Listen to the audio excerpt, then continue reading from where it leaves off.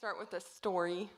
It's not a true story, but you guys will be happy it's not a true story. But anyways, there was a bus of politicians, and it was driving through middle of nowhere, like Wyoming. And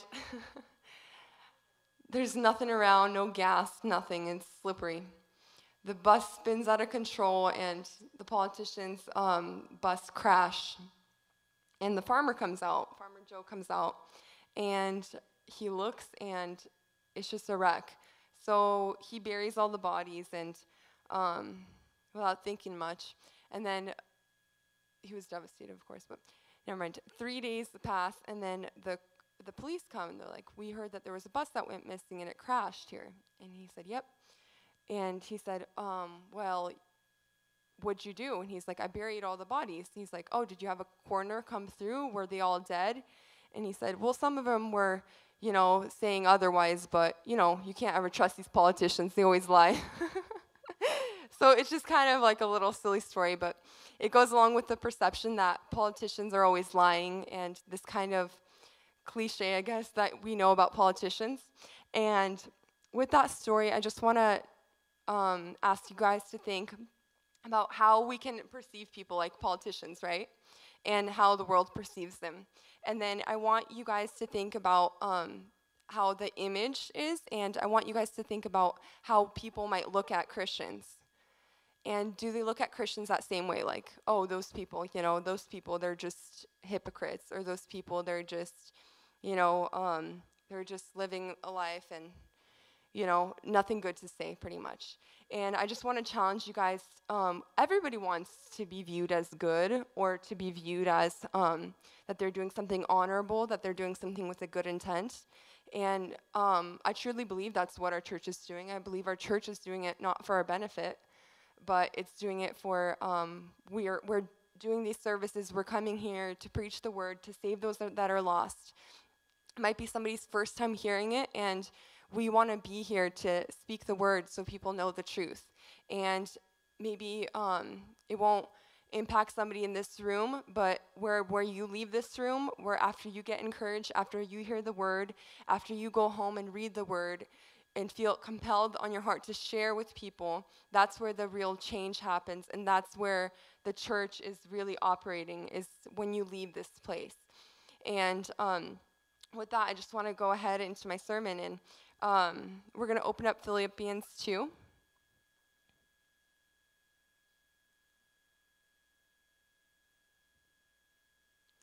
And we'll go down to verse 3. And I just wanted to kind of answer the question, so why does the church do good? Why do we help other people? Why do we do what we do? Why do we come here and spend time to share a word, to practice a day before for worship? Why do we do all this? And if you go down to verse 3, Philippians 2 says, don't be selfish. Don't try to impress others. Be humble, thinking of others as better than yourselves. Don't look out only for your interests, but take interest in others too. You must have the same attitude that Jesus Christ had. And that's saying that we do this because we're not selfish, because we don't care only about ourselves being saved. And if we were, we wouldn't come to church. We just sit at home. And we just say, okay, well, we're saved. We'll call it good. But we feel compelled to share this news with somebody else. If somebody's dying or drowning, you want to throw them a life ring, right? And we want to take interest in others. And that last part, it says, you must have the same attitude that Jesus Christ had, down in verse 5. And what does that mean? And later on it goes to say in verse 6, though he was God, he did not think of equality with God as something to cling to. Instead, he gave up his privileges. He took the humble position of a slave. He was born as a human being. When he appeared in human form, he humbled himself in obedience to God and died a criminal's death on a cross. So that's kind of the how, you must have the same attitude that Jesus Christ had. And what is that attitude? That's the attitude that we're not thinking of ourselves as higher than others. We're still seeing the importance of helping other people even after we're saved. And Next, we'll open up to Galatians 6, verse 8 to 10.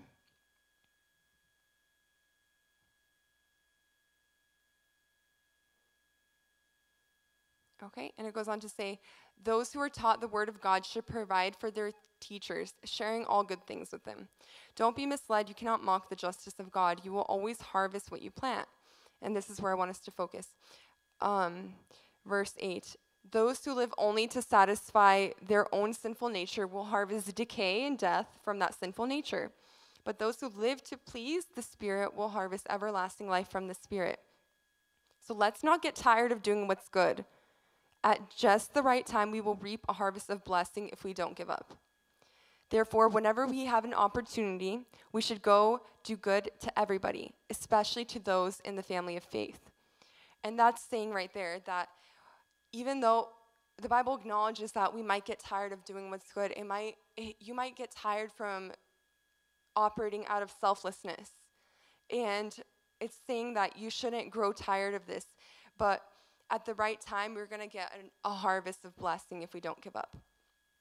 So we should take every single opportunity as an opportunity to do good to somebody, and everybody, specifically. It says not just somebody, but to everyone. And later on it says, we're going to flip back to Philippians 2.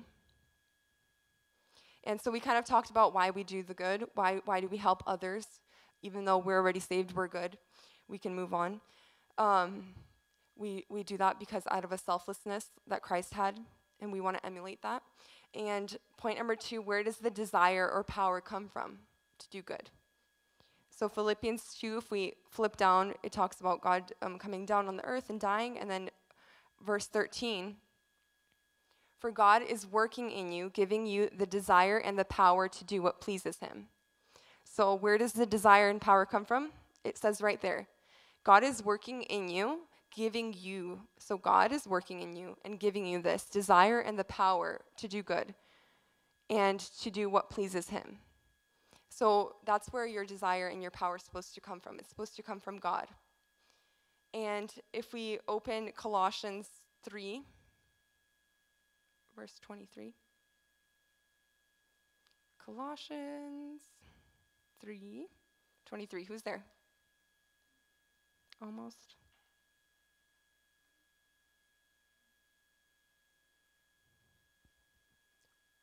There we go. There's it. Work willingly at whatever you do, as though you were working for the Lord rather than for people. Remember that the Lord will give you an inheritance as your reward, and that the master you are serving is Christ. So there we go. That's another one as to where does this desire come from? Because we know that we're doing it for the Lord, so therefore we should have a desire to do this. And how do we do good? How do we serve? Well, we should do it with excellence, right? We should excel in all that we do and how we do it, how we reach down and help people. We should do in excellence. And going back, keep flipping back and forth. Philippians 2:14.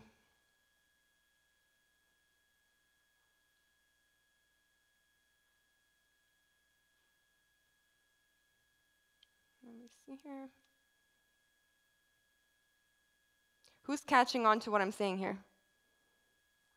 Yeah? You guys are catching it? Good. Good. So later in that same chapter that we were reading from earlier, where it kind of said where the desire comes from to do good and all the above that I mentioned, in Philippians 2:14, just under that says, do everything without complaining and arguing. So that's the how. You do it without complaining, without arguing, so no one can criticize you. And you do it by living clean, innocent lives as children of God, shining like bright lights in a world full of crooked and perverse people. So that's kind of talking about doing it in an excellent way and striving to do it out of an excellent way. And I just want to talk about a little bit of excellence and what that means. So where is your guys' thing where you guys compare? Like, where's excellent and where are you on the ranking, you know? And so just imagine that in your head. Think of a ranking system in your head and think of where excellent is and think of where you might be in anything. You can choose sports, anything, something you're the best at. And a lot of people think, this is me, and then excellent is the girl next to me that got 100 on her test, but I got, 70 or something, right? So people think that's excellence, that next up. But I want to push our thinking a little bit more. So there was this guy, Bogdan, and he was really good at ping pong.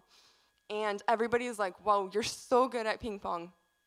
And he's like, you know what? I actually won the cup in my county for ping pong playing. And they're like, wow, that's amazing. That's an amazing accomplishment, You must be like really good.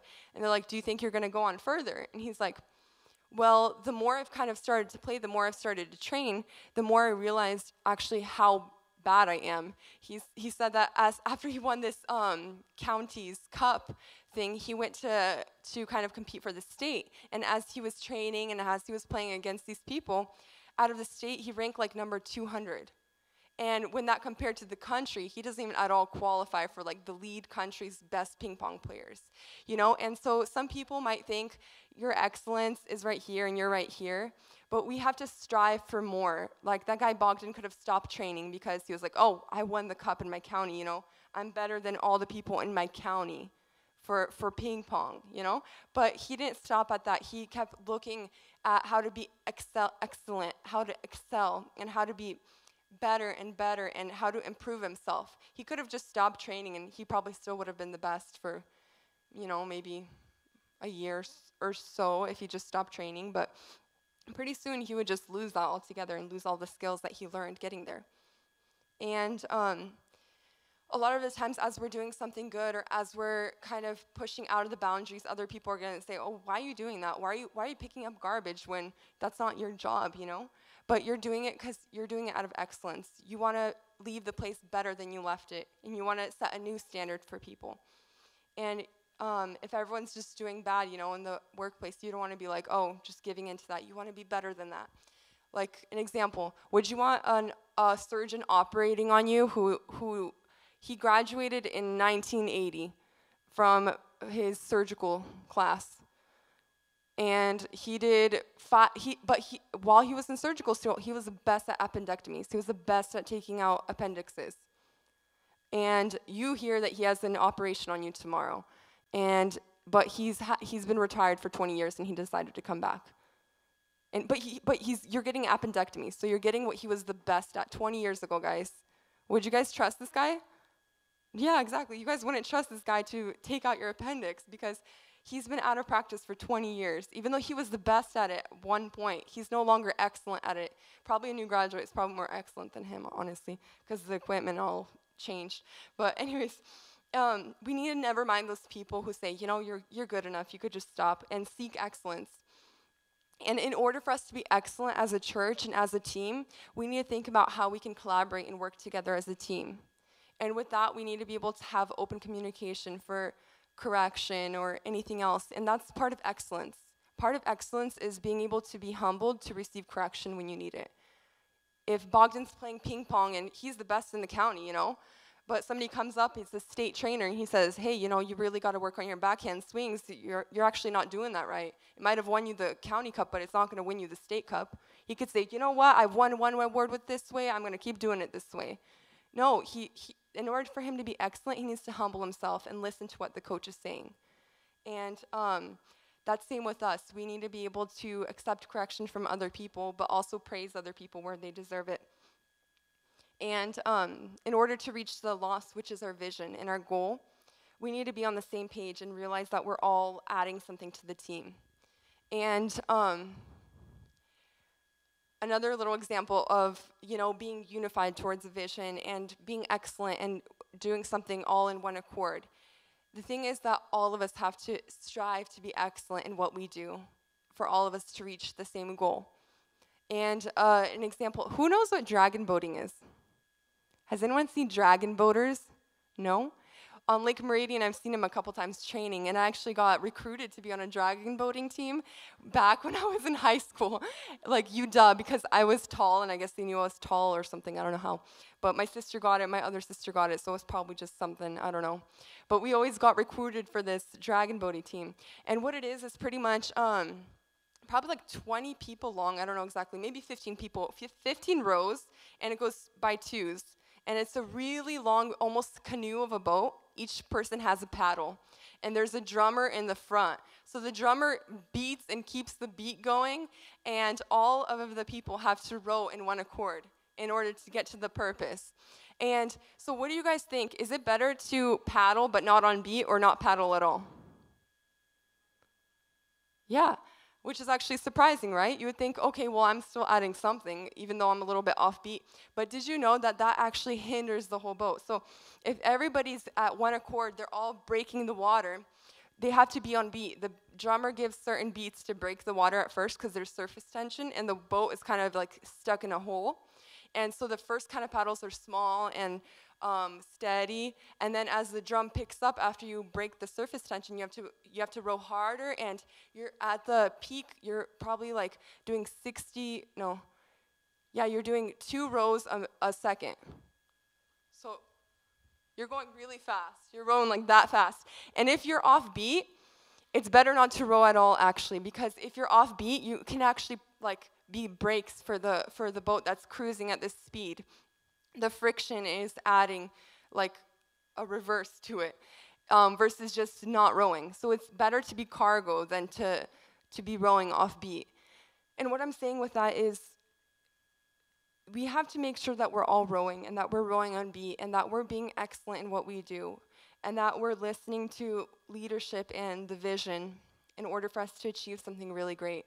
And if you're rowing off beat and somebody's telling you, hey, you're rowing off beat, don't be a jerk, you guys. Just please, if you need to take some time, just stop rowing, just stop rowing, think about what you're doing, learn the beat better, and then when you're ready, we'd love to get you back to rowing,